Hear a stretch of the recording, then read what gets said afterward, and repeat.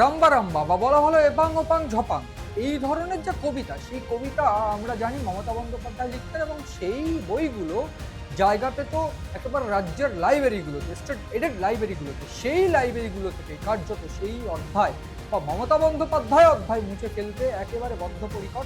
একেবারে সেই বার্তাই কিন্তু দিয়েছেন গ্রন্থাগার বা জনশিক্ষা বা একেবারে জনশিক্ষামন্ত্রী গৌরীশঙ্কর ঘোষ। আমরা জানি ইতিমধ্যেই তিনি সে দায়িত্ব পেয়েছেন, সেই মন্ত্রিত্বের বা সেই মন্ত্রকের দায়িত্ব পেয়েছেন, এবং সেই মন্ত্রকের দায়িত্ব পেয়ে কিন্তু তিনি বড় বার্তা দিয়েছেন।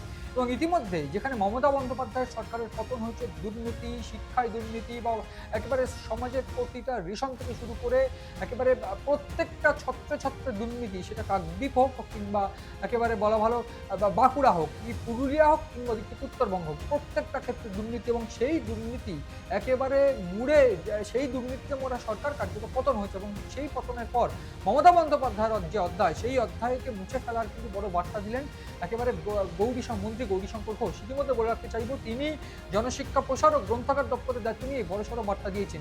তিনি কি বার্তা দিচ্ছেন?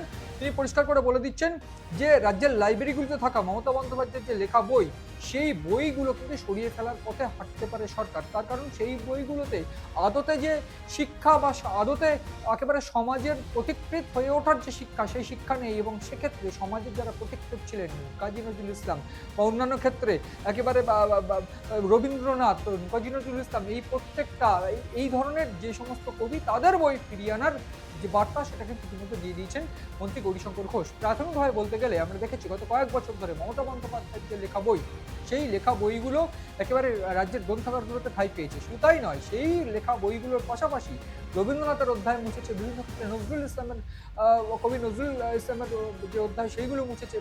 এর পাশাপাশি আমরা পড়ার যে পাঠ্য বই, সেই পাঠ্যপুস্তকেও মমতা বন্দ্যোপাধ্যায়ের বেশ কিছু কবিতা ঢুকেছে। সেই সংক্রান্ত যে একেবারে বিষয়, সেইগুলো থেকে কিন্তু এবার মমতা অধ্যায় মুছতে চলেছে বলে মনে করা হচ্ছে। যদিও এ প্রসঙ্গে মমতা অধ্যায় মুছে গেলে সাধারণ মানুষ যে খুশি, সেক্ষেত্রেও কোনো দ্বিমত নেই। এবং ইতিমধ্যে সাধারণ মানুষ এই ঘটনার পর থেকে কিন্তু রীতিমতো উচ্ছ্বাস বেড়েছে তাদের মধ্যে।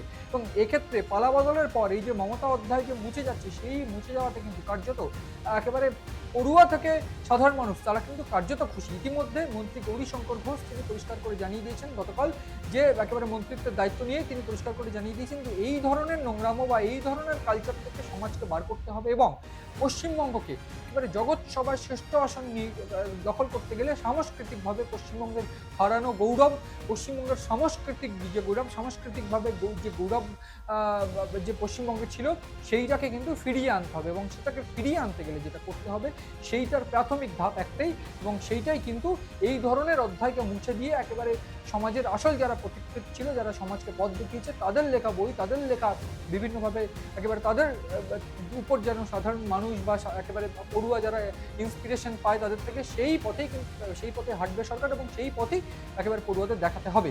সেই বার্তা কিন্তু ইতিমধ্যে দিয়ে দিয়েছেন বলে সব মিলিয়ে এটা পরিষ্কার যে মমতা বন্দ্যোপাধ্যায়ের এই হাম্বা হাম্বা বুক মারাকে রাম্বা বা এপাং ওপাং ঝপাং, এই অধ্যায় কিন্তু কার্যত বুঝতে চলেছে বিজেপি সরকার।